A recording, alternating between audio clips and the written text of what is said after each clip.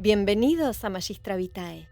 Este relato está dividido en dos partes y lo vas a poder escuchar, como siempre, en todas las plataformas digitales. Estás en el capítulo 2, así que si todavía no escuchaste el comienzo de esta historia, poné pausa ahora mismo. Así no te spoileas nada. Y dirigite al capítulo 1.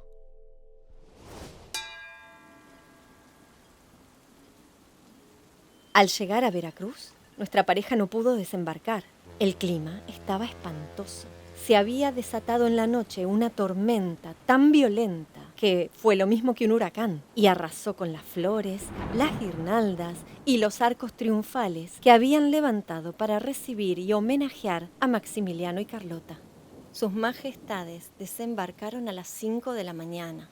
Todo estaba vacío. Era demasiado temprano para los mexicanos. Pasaron sin pena ni gloria por la ciudad. Para colmo, en Veracruz había una epidemia de fiebre amarilla o vómito negro, como le decían entonces. Desanimados y silenciosos, podemos imaginarlos compungidos y tristes. En el camino a la Ciudad de México les robaron uno de los coches donde llevaban dinero. Avanzando, los que siempre los saludaban con alegría eran los indígenas. Si todo lo malo sucedió en Veracruz, en Puebla los recibieron con cantos y vivas.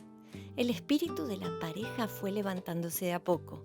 Fueron a agradecerle a la Virgen de Guadalupe. Y el 12 de junio, escoltados por el regimiento de lanceros mexicanos, los cazadores de África y los húsares franceses, los nuevos soberanos hicieron su entrada triunfal en la Ciudad de México, en medio de celebraciones populares fabulosas.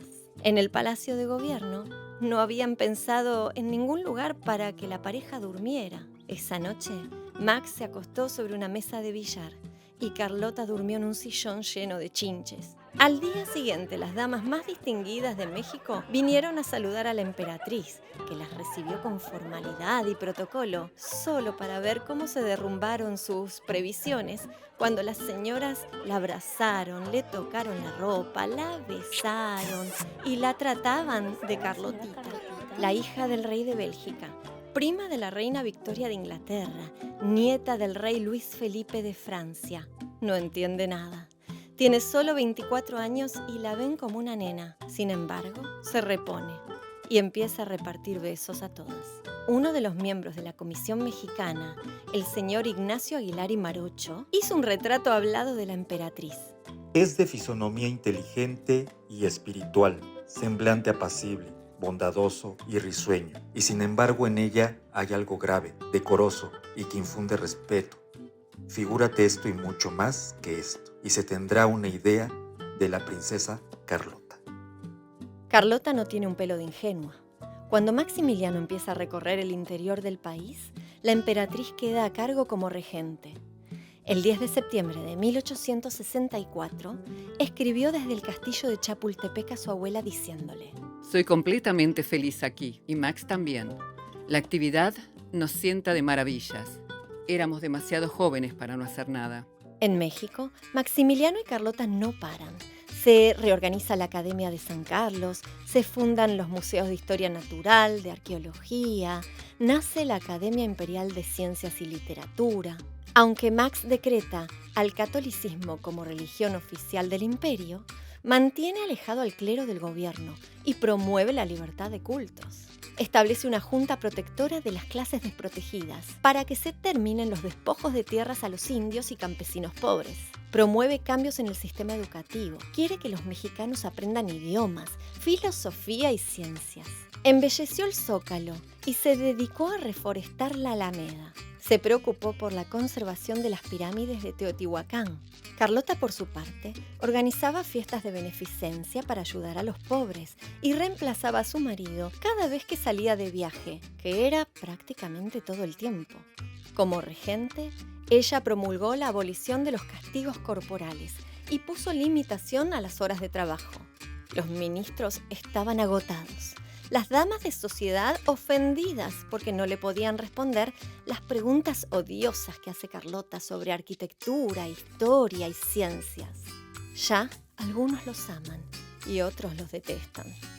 Ellos están encantados con los mexicanos, que nunca tienen una frase descortés, son amigables y muy dulces. Se enojan con los franceses de las tropas, que se muestran soberbios y ningunean a los locales. Pero otro tema nos preocupa y mucho.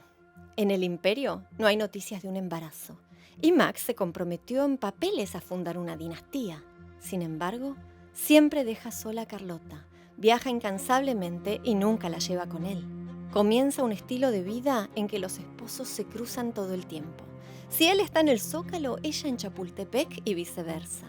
Él compra una propiedad paradisíaca en Cuernavaca y desaparece ahí durante semanas. Así será siempre. Sin heredero, el proyecto monárquico se derrumba. Los rumores vuelan. Los sirvientes confirman que duermen separados. De él se dice que tiene amantes, pero no hay testigos que puedan aseverar quiénes son. La ruptura en la pareja es total. Y aún todos nos preguntamos ¿por qué? ¿Qué fue lo que pasó? Las teorías son muchas. Que Max había contraído sífilis en el Brasil, que Carlota tenía una malformación, cosa que sugirió un médico que la vio muy estrecha de caderas, que ella no le había perdonado una infidelidad pasada. Y es aquí que te pido que recuerdes ese viaje a Grecia con Sisi. De hecho, Antonio Grill, su cocinero, dijo años después que la separación había empezado precisamente en Viena. Muchos dicen también que Maximiliano era homosexual, lo que nos lleva a recordar ese amigo íntimo que siempre estaba a su lado y con quien recorrió el mundo, el conde de Bombels. Me intrigó esta posibilidad y revisé a fondo las memorias de sus viajes buscando algún indicio. Lo que encontré, al menos a mí me dejó pensando, y lo comparto con vos para que después me des tu opinión. Lo que te voy a contar sucedió cuando Max visitaba el sur de Italia y fue a saludar a sus parientes los reyes de las dos Sicilias.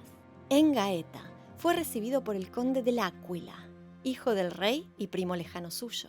Estas fueron sus impresiones al respecto. El conde estaba de pie en el muelle, rodeado de sus oficiales. Durante mi estadía en Nápoles, lo fui conociendo y lo valoré como un joven inteligente y muy agradable. Él gana el corazón de todos los que lo conocen con sus modales sin afectación. Es un navegante apasionado y amante de los caballos. Las 4 horas desde Nápoles hasta allí pasaron en agradable conversación con el conde, quien en tan poco tiempo cautivó mi corazón. A bordo de nuestra fragata eran todos quehaceres, ya que quise invitar al conde a nuestro palacio flotante esa última noche. No puedo dejar ese lugar donde fui tan feliz, sin el peso de un corazón triste. Su barco se deslizó alejándose de mí, y parado en la cubierta, me quedé mirándolo un largo rato. ¿Estas palabras nos muestran un enamoramiento con el conde? ¿Cuál era la verdadera naturaleza de su relación con Bombels? Si bien Luis Blasio, su secretario privado en México, cuenta en sus memorias que el cocinero le había dicho en una conversación que había visto varias damas de la corte entrando y saliendo de la habitación de Maximiliano por las noches en Cuernavaca a través de una puertita secreta en el jardín, Luis Blasio aseveró que, como él estaba todos los días al lado del emperador, nunca había visto una mujer sospechosamente cerca de él. La relación de Carlota con el general van der Smissen o con el francés Loisel también dio mucho que hablar por las horas que pasaban juntos trabajando. Nunca sabremos la verdad de las razones íntimas que los mantenían separados, principalmente porque ellos tuvieron un pacto de silencio que nunca se rompió. La solución al escabroso tema del hijo la encontró Maximiliano, pagando una pequeña fortuna y otorgando títulos nobiliarios a 2 niños descendientes de Iturbide, el anterior emperador mexicano que duró 10 meses en 1822. Y estos niños fueron nombrados sus sucesores al trono mexicano. Al más pequeño se lo llevó a Chapultepec. Su madre se opuso tenazmente y acusó a Maximiliano en público de secuestrar al niño. También en Francia se estaban complicando las cosas y todo se ponía muy grave. La amenaza de Prusia se convertía inexorablemente en guerra. Napoleón III, viendo que la aventura mexicana cambiaba radicalmente, no quiere poner un centavo más. Necesita a sus soldados y generales de regreso. Además, está la cuestión con Estados Unidos, que acaba de terminar su guerra de secesión y ahora pretende evitar que su vecino al sur sea un imperio europeo. El senador por el estado de Nevada, James Nye, concluye en un discurso ante el Congreso. En el mapa de este continente está escrito que México es nuestro y vamos a tenerlo. No permitan una cuidadora extranjera. Si la necesita, nosotros mismos lo cuidaremos. Maximiliano estaba nadando entre tiburones. En su imperio ilusorio, nada funcionaba según las reglas, sino según las pasiones más extremas. Él pensaba distinto. Creía que un gobierno compuesto por elementos conservadores y liberales juntos funcionaría. Su pensamiento era: Cuando un hombre tiene el coraje de congregar la compañía de cada estrato de la sociedad, de diferentes edades, religiones y circunstancias mundanas, sus enormes diferencias, enfocándose solo en el vínculo intelectual y la camaradería, sería una excelente mezcla que fermentará de modo picante. Habrá discusiones, pero no serán disputas. Afilarán la inteligencia mutua sin calentar los ánimos. Para colmo, tenía enfrente al más formidable y determinado de todos los rivales. Un hombre excepcional que nunca vaciló ni dudó. Un hombre cuyas convicciones de hierro le abrieron el camino al éxito. Este hombre era el presidente Benito Juárez. Nacido el 21 de mayo de 1806 en San Pablo Guelatao, hijo de indios zapotecas. Los padres murieron cuando él tenía 3 años. Se crió con sus abuelos y su tío y no hablaba español. A los 12 años se fue sin avisar y caminó 80 kilómetros hasta Oaxaca, donde vivía su hermana. Luego empezó a trabajar con un encuadernador y ahí comenzó su romance con los libros y con la educación. Como no manejaba el español, fracasó en 2 escuelas y luego decidió educarse solo. Ingresó a un seminario solo para darse cuenta de la instintiva repugnancia que sentía por la vida del sacerdocio. Ya presidente durante la ocupación francesa, con el imperio de Maximiliano encima, no dejó de trabajar para la expulsión de los intrusos. En Chihuahua, el 27 de marzo de 1865, escribe a uno de sus generales esto, que prácticamente es un manifiesto. Maximiliano creía éramos tan cándidos que nos íbamos a convertir en sus partidarios, solo porque adoptaba algunas de nuestras leyes, sin advertir que, aun cuando las adoptara todas, jamás conseguiría nuestra sumisión, porque nosotros, ante todo, defendemos la independencia y dignidad de nuestra patria, y mientras un extranjero quiera imponernos su voluntad despótica, jamás consentiremos en su dominación. Le haremos la guerra a muerte y rechazaremos todas sus propuestas. No necesitamos que venga un extranjero a establecer las reformas. Nosotros las hemos establecido todas. Solo los cobardes sin dignidad y sin vergüenza son los que lo aplauden. Pero esos miserables nada valen. Y a la hora que la fortuna abandone a su amo, serán ellos quienes también lo abandonen para salir de rodillas. Y tiene razón Benito. Maximiliano ya se ha quedado solo. Los acontecimientos se precipitan. Las tropas francesas que aún quedan en México rivalizan y pelean con las austríacas. El Papa está furioso porque Maximiliano no recuperó ninguna de sus propiedades. Los conservadores que le regalaron la corona envenenada hierven porque Max es más liberal que los liberales. Napoleón III tiene terror de que Estados Unidos le declare la guerra mientras está atendiendo el problemita prusiano. Algunos asesores le dicen a Max que abdique y que se vaya a casa. Otros, temiendo por sus vidas, le dicen que se quede, esperando usarlo como un escudo humano para esquivar las balas que se ven venir encima. Carlota no quiere escuchar la odiosa palabra y el 10 de junio de 1866 le escribe: Abdicar es condenarse, es extenderse a sí mismo un certificado de discapacidad, y esto es solo aceptable en ancianos o en imbéciles. No es la manera de obrar de un príncipe de 34 años. Yo no conozco ninguna situación en la cual la abdicación no fuese otra cosa que una falta o una cobardía. Ella decide partir a Francia para hablar cara a cara con el cobarde de Napoleón III. Pero hay quien dice que en realidad se va porque está embarazada del general Van der Smissel. En México se canta: Alegre el marinero con voz pausada canta, y el ancla ya levanta con extraño rumor. La nave va en los mares flotando cual pelota. Adiós, mamá Carlota, adiós, mi tierno amor. De la remota playa.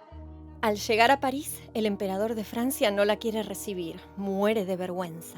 Sabe que está abandonando a los esposos a un final cruento. Carlota argumenta maravillosamente frente a él. Cita de memoria los artículos del Tratado de Miramar que garantizan el mantenimiento de la legión extranjera durante al menos 6 años. Pero se encuentra frente a una pared. Napoleón III le dice que no puede hacer más nada, que ya está.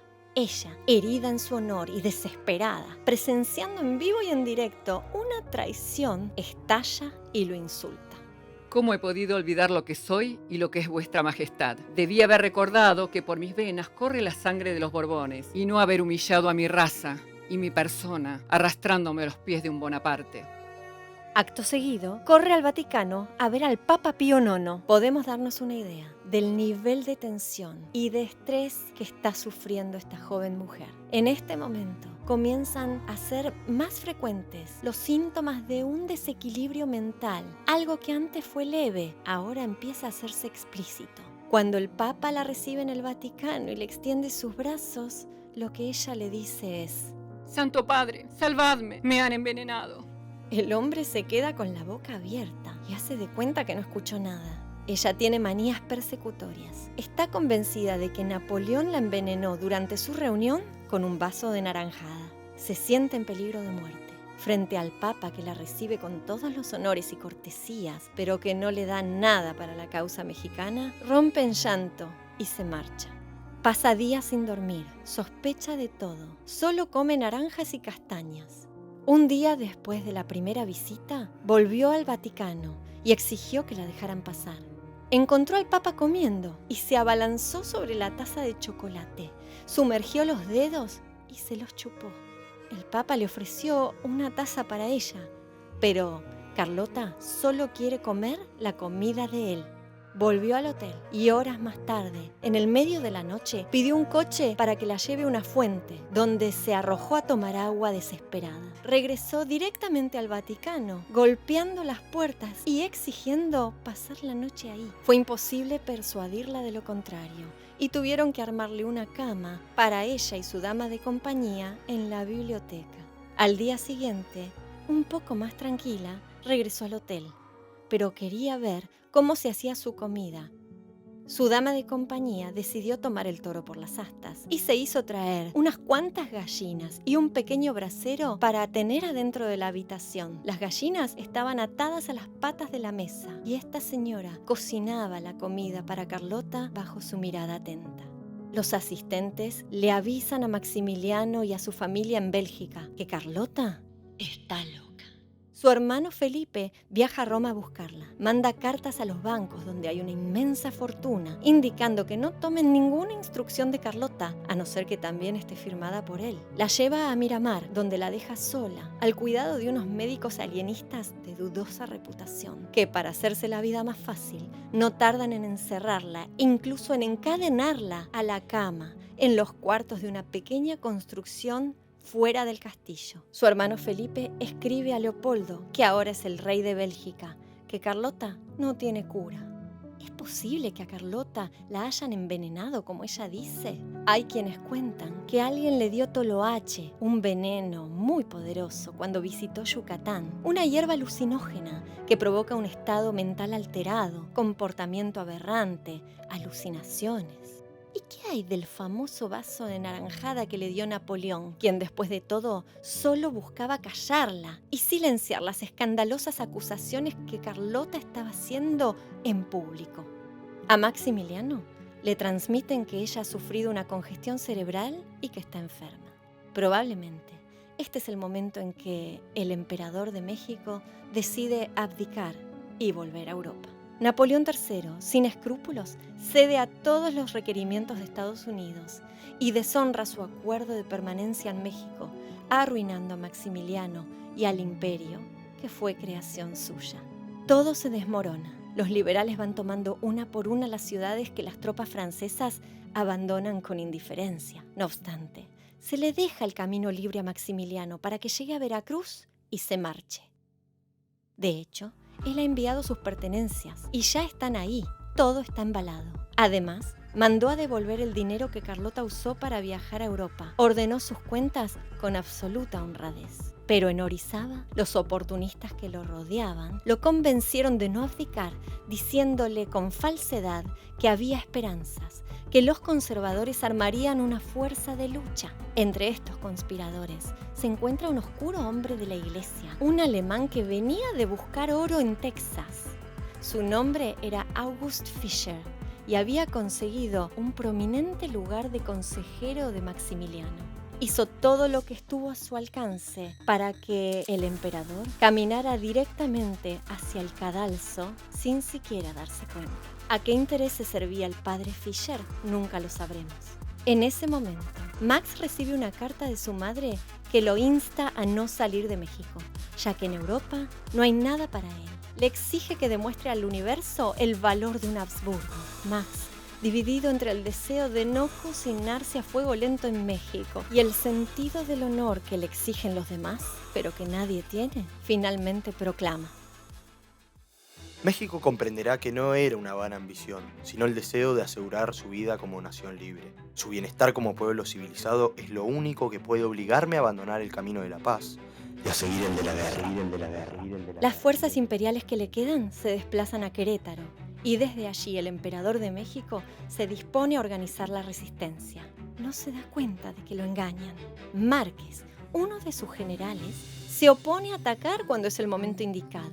Siempre contradice la lógica y pone palos en la rueda. Pronto le presenta el planteo de romper el sitio a la ciudad que ejercen los liberales e ir a México a buscar más tropas y dinero y luego volver atacándolos por la retaguardia.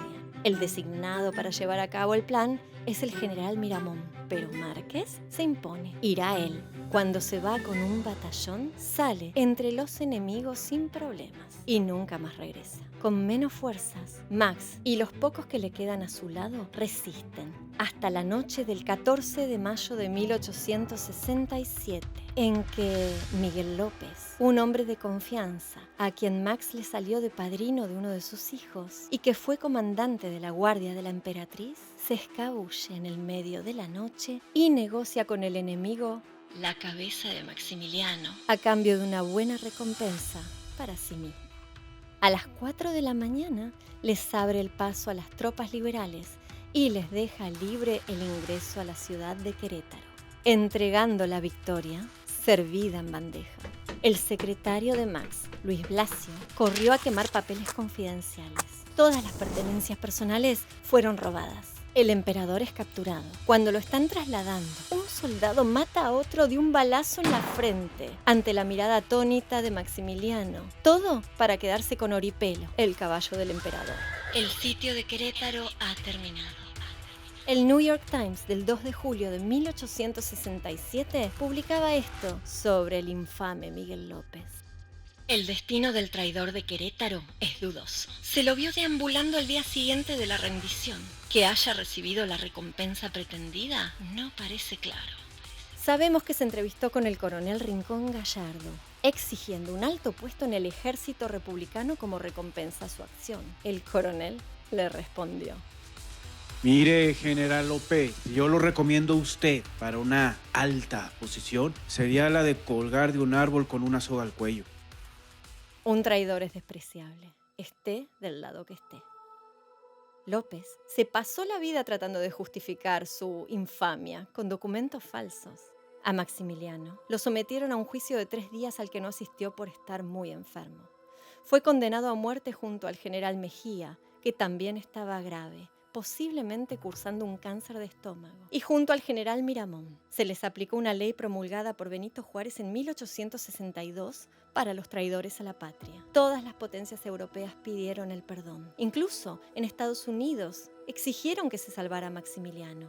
El gran escritor francés Victor Hugo, el autor de Los Miserables, enemigo acérrimo de Napoleón III y del imperialismo en general, le escribió a Benito Juárez: Acaba usted de vencer a las monarquías con la democracia. Les mostró su poder, ahora muéstreles su belleza. Tras el relámpago, muestre la aurora. A los bárbaros, muéstreles la civilización.